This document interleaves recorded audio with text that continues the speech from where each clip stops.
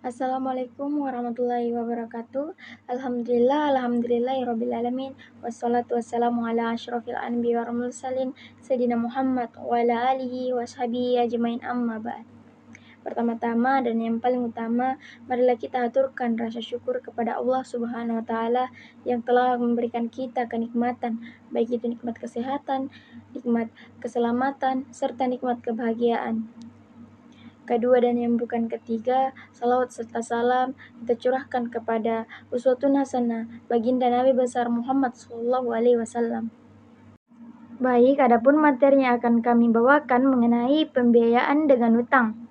Tapi sebelum itu, izinkan saya untuk memperkenalkan diri. Perkenalkan, nama saya Sinda. Di sini saya sebagai moderator. Dan adapun rekan saya, yang pertama adalah Siti Nurhalisa sebagai presentator pertama yang akan membawakan materi mengenai karakteristik utang obligasi dan harga pasar obligasi. Selanjutnya ada Wardah. Wardah akan membahas akuntansi untuk penjualan obligasi dan amortisasi dan penebusan kembali obligasi.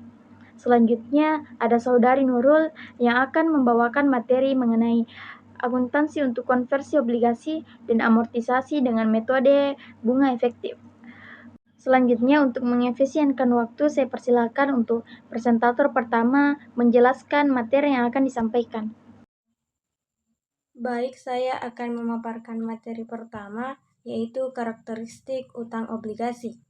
Karakteristik utang obligasi ada 5, yaitu pertama, obligasi dibuat dalam bentuk kontrak yang disebut bond indenture atau stock indenture.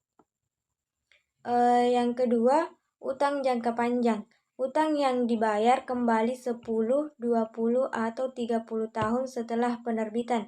Yang ketiga, memiliki nilai pokok. Dan yang keempat, tingkat bunganya tetap selama sebelum jatuh tempo. Dan yang kelima, jumlah prinsipal dari bond akan terbayar pada saat jatuh tempo. Materi yang kedua yaitu harga pasar obligasi. Harga pasar obligasi atau market quotation adalah harga pasar sekarang dari suatu obligasi. Obligasi yang harga nominalnya dijual dengan potongan atau diskon. Obligasi yang dihargai di atas harga nominalnya dijual dengan premium. Ada 3 kemungkinan harga pasar dari obligasi yang ditawarkan, yaitu 1. Par atau nilai par. Yang kedua, at premium atau dengan premi. Yang ketiga, at discount atau dengan diskon. Sekian materi dari saya kembalikan ke moderator. Baik, terima kasih presentator pertama. Selanjutnya saya persilakan kepada presentator kedua untuk memaparkan materinya. Kepadanya saya persilakan dengan hormat. Baik, terima kasih atas kesempatan yang telah diberikan oleh moderator. Selanjutnya saya akan memaparkan materi yaitu akuntansi untuk penjualan obligasi dan amortisasi. Nah, akuntansi untuk obligasi meski pada prinsipnya sama dengan akuntansi untuk pinjaman berbunga lainnya, sedikit lebih rumit karena dapat diperjualbelikan di pasar sekunder. Coupon rate sudah ditentukan di awal, sedangkan market rate fluktuatif. Nilai pembayaran kupon secara periodik dan pokok saat jatuh tempo adalah tetap. Nah, selanjutnya present value atau nilai sekarang dari arus kas obligasi tersebut bila dilakukan dengan menggunakan coupon rate akan menghasilkan nilai yang sama persis dengan nilai pokok obligasi. Sedangkan bila dikalkulasikan dengan market rate akan menghasilkan nilai yang lebih rendah atau lebih tinggi dari nilai pokoknya. Selanjutnya yaitu slide kedua, penembusan kembali obligasi. Nah, penembusan kembali obligasi perusahaan atau debitur dapat menembus kembali obligasinya jatuh tempo. Hal ini dilakukan jika tingkat suku bunga pasar mengalami penurunan secara drastis setelah obligasi dijual. Dalam kondisi ini, perusahaan biasanya akan menerbitkan dan menjual obligasi yang baru dengan tingkat suku bunga yang lebih rendah. Kemudian, hasil dari penjualan obligasi yang baru tersebut akan dipergunakan untuk menebus kembali obligasinya yang terlanjur diterbitkan dan dijual pada beberapa waktu yang lalu pada saat tingkat suku bunga pasar masih tinggi.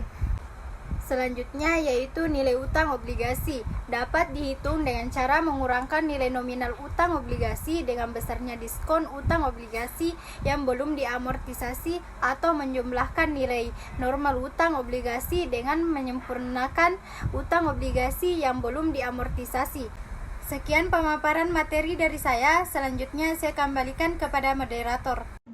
Baik, materi yang cukup menarik ya teman-teman. Selanjutnya saya persilakan kepada presentator ketiga, yaitu Saudari Nurul untuk memaparkan materi-materi yang akan disampaikan. Kepadanya dipersilakan. Baik, materi selanjutnya yaitu akuntansi untuk konversi obligasi. Akuntansi untuk obligasi konversi yaitu obligasi konversi dianggap instrumen campuran, maka menggunakan metode with and without dalam menilai instrumen campuran. Langkah-langkahnya yaitu yang pertama, menentukan nilai pasar obligasi konversi dengan komponen ekuitas dan liabilitas. Yang kedua, menentukan komponen liabilitas dengan menghitung NPV atau Net Present Value dari semua aliran kontraktual cash flow di masa mendatang yang didiskontokan dengan tingkat bunga pasar. Yang terakhir atau yang ketiga yaitu mengurangi komponen liabilitas yang dihitung pada langkah kedua dari nilai pasar obligasi konversi akan diperoleh nilai ekuitas. Baik, materi selanjutnya yaitu amortisasi dengan metode bunga efektif.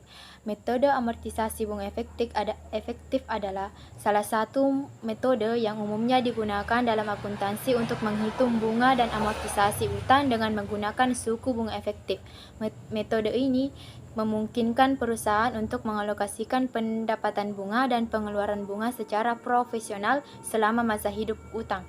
Metode suku bunga efektif digunakan untuk amortisasi diskonto obligasi yang belum diamortisasi dan premi obligasi. Bunga efektif yang akan dibayarkan penerbit ditentukan di pasar yang ada, bukan di kontrak obligasi. Jika tingkat kupon melebihi tingkat pasar, obligasi akan dijual dengan harga premium.